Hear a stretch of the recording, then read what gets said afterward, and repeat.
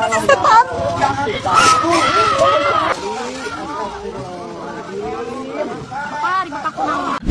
kaum intelektual sekalian, selamat datang di negara yang porak-poranda seperti Konoha. Lagi dan lagi banyak kasus pencabluan di Konoha. Kemarin di Pati, belum selesai yang ada di Pati, kemudian di Jawa Timur, yang kemudian baru-baru ini di Palembang, di mana-mana. Aduh, kacau banget ya. Sekarang di Garut coba. Ya, lagi-lagi kasus seperti ini bermunculan. Sebenarnya menurut keyakinan saya pribadi, kasus seperti ini sangat bagus sekali diviralkan ya. Seperti kasus yang ada di Garut ini. Jadi di Garut ini baru-baru ini ada guru ngaji gitu, atau ustadz yang diduga melakukan pencabluan terhadap 3 santriwati. Sengaja saya plesetkan ya, karena ini sangat sensitif ya. Diduga melakukan pencabluan terhadap 3 santriwati. Wow. Gila.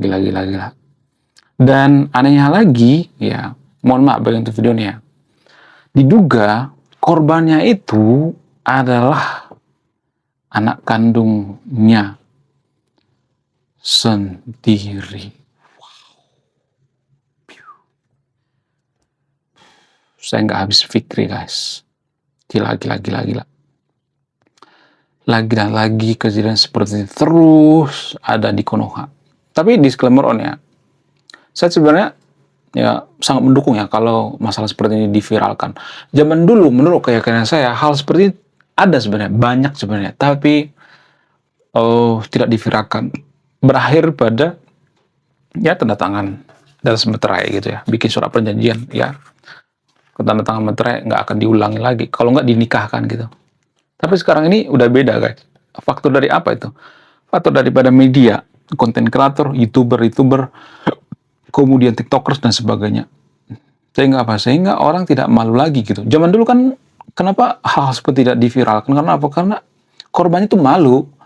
Ya nanti akan banyak yang tahu bahwa saya itu sudah nggak suci lagi gitu. Kan itu sebenarnya masalah terbesar daripada korban ya. Nanti kalau saya viralkan ini ya saya akan dianggap tidak suci lagi ya, akan ketahuan saya kan korbannya dan sebagainya. Nah, ini sebenarnya yang jadi permasalahan zaman dulu ya. Tapi zaman sekarang kan mohon maaf ya. Kalau zaman dulu kan sangat menjaga kesuciannya. Sekarang juga menjaga kesuciannya, tapi zaman sekarang kan janda itu kan nggak masalah ya. Bahkan sekarang kalau mau cerai itu kan orang-orang nggak ada yang nangis lagi gitu ya. Ya tinggal ke KUA gitu ya, tinggal ke ngurus gitu ya, ngurus surat cerai. Ya, bahkan malah seneng gitu ya. Kalau saya perhatikan di TikTok itu ya, saya nggak tahu ini standar TikTok atau tidak. Ya, kalau ada orang yang cerai itu biasanya orang seperti ini nggak terlalu takut gitu ya. Bahkan mengikrarkan ke seluruh dunia bahwa saya itu janda. Nah, inilah alasannya kenapa kasus-kasus seperti ini tidak terlalu dianggap aib gitu ya. Toh juga saya nggak suci lagi, banyak kok yang suka sama saya gitu. Jadi sehingga viral. Ya, berani di viral. Kemudian faktor daripada media juga gitu. Nah, apakah ini akan berdampak pada ketidakpercayaan masyarakat terhadap oknum-oknum ustadz? Yes. Itu efek sampingnya. Ya, nah yang jadi pertanyaan, apakah ini berdampak baik atau berdampak buruk? Di satu sisi bisa dikatakan ini berdampak baik, bisa dikatakan berdampak buruk gitu. Masalahnya kan korbannya kan di bawah umur. Jadi kalau ada orang yang misalnya nih ya emosi panas gitu, saya bahas seperti ini, korbannya di bawah umur coy. Kalau seumuran ya sama-sama umur 40 tahun, 30 tahun misalnya, nggak jadi masalah. Suka aja nggak jadi masalah, ya kan? Nggak ada yang larang juga gitu. Masalahnya korbannya itu di bawah umur. Itu yang jadi permasalahan. Jadi kalau ada orang yang membelain, saya nggak tahu di mana hati nuraninya. Bayangkan kalau korbannya itu saudara kita. Bayangkan kalau korbannya itu anak kita, adik kita. Sungguh di luar nurul ya. Kemudian, apakah hal-hal seperti ini akan terus terjadi di Konoha? Yes, akan terus terjadi di Konoha. selagi sistemnya tidak diperbaiki, selagi kita tidak berkesadaran, selagi kita selalu menyalahkan iblis. Oh, saya karena bujuk sama iblis. Oh, ini karenanya Zionis. Oh, karena Illuminati. Oh, ini karena 9 naga dan sebagainya. Jadi selalu menyalahkan pihak ketiga. Harusnya ada kesadaran gitu ya. Oh, yang salah itu sistemnya. Ada sistem yang bocor gitu. Ya, harusnya diperbaiki dong sistemnya. Seperti misalnya, ya nggak boleh nginap di pondok pesantren lagi gitu ya. Terutama cewek. Kalau nggak, gurunya aja nggak boleh cowok gitu. Cewek gitu. Semuanya cewek. Kalau ada cowok, ya dibatasi gitu ya, supaya jangan ada yang namanya kasus-kasus seperti ini. Ya, yang pertama, jangan nginap di pondok pesantren. Boleh ya, sekolah agama boleh. Di rumah juga kan bisa belajar agama kok ya. Online juga bisa belajar agama kok ya. Ya, di ChatGPT juga bisa belajar agama kok. Malah ChatGPT lebih ramah gitu ya. Nggak pernah tersinggung, nggak usah dibayar gitu ya. Lebih enak belajar di ChatGPT ya, belajar agama. Ya, lebih cerdas gitu ya. IQ-nya lebih tinggi gitu ya. IQ ChatGPT itu 150 ke atas gitu ya. Itu lebih hebat daripada pemuka agama yang ada di seluruh dunia gitu. Ya, dia nggak pernah ngejelekin agama lain gitu. Itu lebih hebat, lebih bagus sebenarnya kalau kita belajar sama ChatGPT gitu. Atau sama AI gitu. Ya, kemudian solusinya, ya pemuka agama itu atau guru agama itu lebih baik diganti dengan robot aja gitu. Karena robot tidak mungkin melakukan seperti ini. Ya. Kemudian selain itu apalagi? Ya, saya menyalahkan orang tuanya gitu. Kenapa merelakan anaknya sekolah di pondok pesantren? Apakah karena malas antar jemput gitu? Apakah karena nggak mau repot gitu ngedidik gitu? Itu yang jadi permasalahan.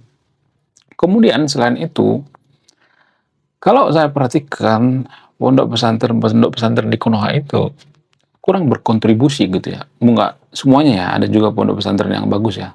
Kurang berkontribusi bagi kemajuan bangsa kita. Jadi harusnya pondok pesantren itu dia ditutup aja gitu ya. Semuanya ditutup gitu. Diganti dengan sekolah baru gitu ya. Sekolah yang lebih modern gitu. Nggak boleh nginap di pondok pesantren ya. Kemudian guru-gurunya digaji sama pemerintah, PNS semua gitu. Ya, kemudian siswanya juga harus menggunakan bahasa Inggris gitu ya. Walaupun di pondok pesantren gitu. Ya, itu lebih bermanfaat gitu. Ya, supaya apa? Supaya kita lebih cerdas gitu. Ya, karena bahasa Inggris kan diperlukan ya untuk apa? Untuk penelitian ya, untuk jadi ilmuwan kita butuh yang namanya bahasa Inggris kan. Kemudian selain itu, apa yang jadi permasalahan di pondok pesantren? Kenapa sering terjadi seperti ini? Apa alasannya? Feodalisme. Jadi feodalisme ini kan sebenarnya sudah mendarah daging ya, tidak hanya di pondok pesantren. Di budaya kita kan sudah mau mendarah daging ya. Feodalisme sangat mendarah daging. Kenapa negara kita itu feodal? Apa alasannya? Jadi ada dugaannya ini bersumber dari budaya kita zaman dulu ya, budaya zaman Hindu. Hindu itu kan sangat feodal ya, karena mengajarkan yang namanya kasta-kasta. Ya, kalau agama Samawi itu kan nggak mengajarkan kasta ya, kita setara gitu. Tapi kalau agama Samawi itu mengajarkan kesetaraan, lalu kenapa di pondok pesantren itu ada kasta-kasta ya? Itu namanya kasta ya. Guru itu nggak boleh dibantah. Kalau guru melakukan kesalahan, kejahatan nggak boleh ditentang. Ya, kalau guru WA jam 12 malam gitu ya, kemudian disuruh temenin tidur. Apakah itu namanya bentuk dari feodal? Yes. Ya, mungkin siswanya lebih nurut kali ya sama gurunya daripada orang tuanya gitu. Didoktrin gitu ya, nurut sama gurunya. Apa yang dikatakan gurunya nggak boleh dibantah. Kemudian selain itu apalagi ya, selain faktor daripada feodalisme, faktor HP. Apakah ini modus atau tidak? Jadi HP biasanya kan disita ya. Sehingga kejadiannya tidak bisa direkam gitu. HP disita ya, dan tidak diperbolehkan bawa HP di pondok pesantren. Lalu ketika ada kejadian seperti ini, apakah bisa direkam? Nggak bisa. Harusnya kan ada bukti rekamannya ya, saya nggak kuat gitu ya. Kasus-kasus seperti ini kan sebenarnya itu kan kasus-kasus yang sangat-sangat rumit ya, kasus seperti ini. Rumit sekali gitu. Dan untuk mengatasi masalah ini, ya butuh kesadaran gitu ya dari orang tua. Saya lebih menyalahkan orang tuanya gitu ya. Udah tahu ada kasus-kasus seperti ini ya, tapi malah melerahkan orang tuanya. Ya, maksudnya menyelerakan anaknya itu disekolahkan di pondok pesantren. Boleh ya sekolah di pesantren, tapi PP ya pulang pergi gitu. Jangan stay di sana ya, harus stay di rumah gitu. Kemudian kalau saya perhatikan di pondok pesantren itu mereka selalu menolak guru-guru dari luar gitu. Ya, saya itu udah 3 4 kali tuh saya melamar ke pondok pesantren. Saya bawa ijazah S1 saya. Apakah saya diterima? Enggak diterima guys. Ditolak mentah-mentah. Saya nggak tahu kenapa gitu. Biasanya seperti itu ya. Tapi kalau sekolah Kristen atau sekolah lain, sekolah agama Hindu atau agama Buddha itu, mereka menerima kok ya dari agama Muslim gitu, jadi guru. Tapi kalau agama Kristen ya, beragama Kristen ngajar di pondok pesantren itu dilarang. Padahal di sekolah Katolik ada juga tuh yang guru yang ngajar di sana. Ya, itu ya yang jarang. Oh kita sadari ya. Saya tidak berpihak di video ini, silakan simpulkan sendiri ya. Anda yang mau menyimpulkan, bukan saya. Saya tidak menggurui yang nonton video ini ya. Apakah ada alasan lain gitu kenapa hal ini bisa terjadi? Dan saya harus mengapresiasi sebesar-besarnya ya bagi masyarakat yang memviralkan kejadian ini. Sangat luar biasa. Coba tulis kolom komentar ya. Kemudian siapa lagi yang bertanggung jawab dengan kasus ini? Negara ya. Negara kan seperti mengabaikan ya kejadian seperti ini. Jangan dibesar-besarkan gitu ya. Jadi Kemenak mengatakan jangan dibesar-besarkan, padahal korbannya sampai 50 orang gitu. Jangan dibesar-besarkan. Jadi pemerintah juga ikut berdosa gitu. Karena apa? Ya karena kejadian-kejadian seperti ini. Bayangkan kesucian daripada muridnya direnggut. Itu sangat-sangat di luar nurul ya. Di bawah umur coy. Kalau satu umuran nggak jadi masalah. Sok ya kalau bikin pacarnya 50 orang nggak jadi masalah. Asal ya jangan bawa-bawa agama. Permasalahan kan bawa-bawa agama ya. Mereka kan doktrin menggunakan agama. Makanya agama itu kan seperti pedang bermata dua. Bisa digunakan untuk hal yang bagus, bisa digunakan untuk hal yang tidak baik. Nah, yang jadi pertanyaan, apakah agama itu seringkali digunakan untuk hal-hal yang tidak bagus? Yes, seringkali seperti itu. Lalu gimana cara mengatasinya? Ya jangan mau agama, harus berpikir kritis gitu. Kalau misalnya kita nggak mau agama, pasti dikata-katakan ateis. Ya biarin aja dikata-katakan ateis. Saya itu sering dikata-katakan ateis, walaupun saya masih meyakini adanya Tuhan. Ya dari sudut pandang keyakinan. Dari sudut pandang ilmiah, ya lain cerita gitu. Jadi jangan digabung-gabung ya. Dari sudut pandang ilmiah, dari sudut pandang keyakinan jangan digabung-gabung gitu. Bukan berarti saya komplain, maksudnya bukan berarti saya pelin-pelan.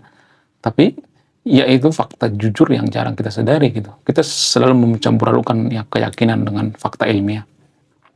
Selalu mencampur adukan sehingga apa? Sehingga ya kita tuh mabuk agama gitu. Cepet banget ya mabuk agama.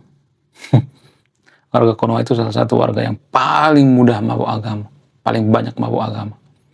Orang yang mabuk agama itu kalau sudah berurusan dengan agama itu mereka susah berpikir kritis ya. Oke guys ya, sekian video ini. Terima kasih sudah memahami. Saya sudah gatal kuping ya. Karena satu muak banget ya bahas masalah ini ya. Lagi dan lagi terus terjadi ya hal-hal seperti ini. Sekian video ini. Terima kasih sudah memahami. Saya kaum intelektual, salam rasional.